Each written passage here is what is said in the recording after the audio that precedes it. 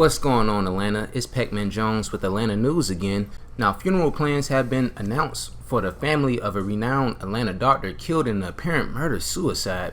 The bodies of 58-year-old Marsha Edwards and her two children, 24-year-old Chris Edwards II and 20-year-old Aaron Edwards, were discovered Wednesday evening in the townhome on Nobility Way in the Vinings neighborhood. Now, the children's father, Marsha Edwards' ex-wife, Christopher Edwards I, called police for a welfare check after he was notified that his son had uncharacteristically not called or shown up for work. Police believe Marsha Edwards shot and killed her children before turning the gun on herself, killing herself, according to Jeff Dickerson, who is acting as spokesperson for the Christopher Edwards. A memorial service is set for 11 a.m. Wednesday, August the 28th at Cascade Methodist Church in Atlanta. Now, the apparent murder-suicide case has shocked those who knew the family. Up to the day that the bodies were discovered, no one had mentioned seeing any signs of trouble, and Marsha Edwards, who kept an active social media profile, had posted a loving message about her children. Christopher Edwards is a prominent Atlanta surgeon who sits on the board of public institutions and elite private universities.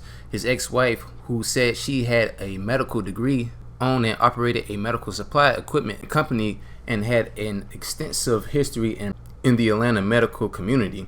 Chris Edwards II, a 2018 Elon graduate, worked as a digital content manager for the city of Atlanta, while Aaron Edwards was a rising junior at the Boston University who earned a rave reviews while interning at WNBC in New York over the summer. The case is still under investigation.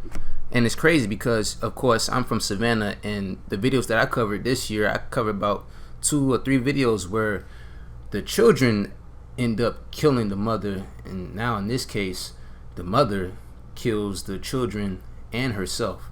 So, I never heard of anything like this before, but any other updates about this, I'll let y'all know as well. And also, my next piece of news: street sweepers in Atlanta made a shocking discovery along a busy city parkway late Thursday night. Atlanta police said the workers came across a man's body in the grassy area of Arthur Langford Parkway along the eastbound side near the Interstate 285 northbound ramp in southwest Atlanta around 10:30 p.m. Thursday.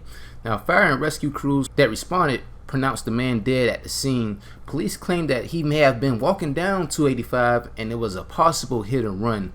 However, investigators are still working on this case. And in my last piece of news, a Georgia police officer is charged with accepting bribes from a parolee in exchange for special treatment in exchange for $3,000. An officer offered a parolee no polygraph, no ankle bracelet, or no supervision fee. Community supervision officer Tyreek Williams presented the parolee a handwritten note with an offer at the parolee's home. The parolee told Williams that he would pay the $3,000, but shortly after the meeting, the parolee called the FBI. Tyreek Williams, who is 25, of Atlanta, pleaded guilty to 1 count of extortion under the color of official right. He will spend 1 year and a day in prison, followed by 3 years of supervised release, according to the U.S. Department of Justice. Now, Williams began working for the Georgia Department of Community Supervision as a community supervision officer in 2014. The department oversees probation and parolee supervision for more than 200,000 adult and juvenile offenders.